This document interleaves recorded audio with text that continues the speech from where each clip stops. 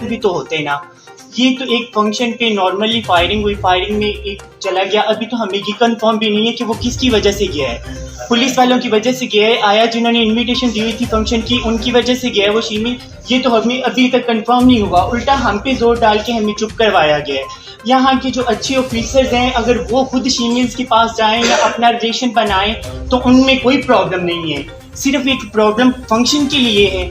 अगर शीमेल जाते हैं उनको बिठा के सदर थाने में ले आना, सदर थाने में बिठा के कहना कि आप बैठे रहें, आपको नहीं छोड़ते हैं। रोड के ऊपर से एक फंक्शन वाली जगह पे भी ना इंसान पहुंचा हो, रोड के ऊपर से पुलिस वाले शीमेल्स को डाले में डाल के सदर थाने में लेके आते हैं, लाके कहते हैं आपको हलीपुल जेल में भेज रहे हैं, फलां जगह पे भेज रहे हैं। किस लिए, किस जुर्म में भेज रहे हैं? आया क्या किया हम लोगों ने उनका?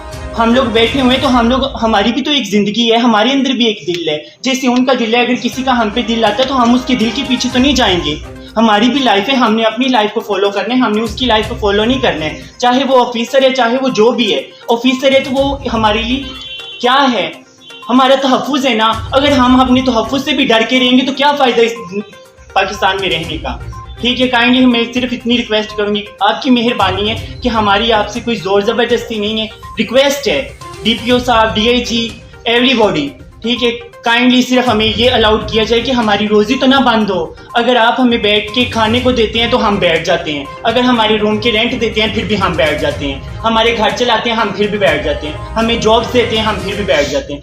किसी बात पे तो आए ना, किसी बात पे आके तो बात करें। इसी तरह से एकदम से अपने ऑर्डर लाउड कर देना और पेपर जारी कर देना, पेपर जारी करके बाद में पूछना भी नहीं, बात भी ना सुनना। कम से कम हमें बताएं तो सही कि किस जुर्म की वजह से बंद किए गए हैं।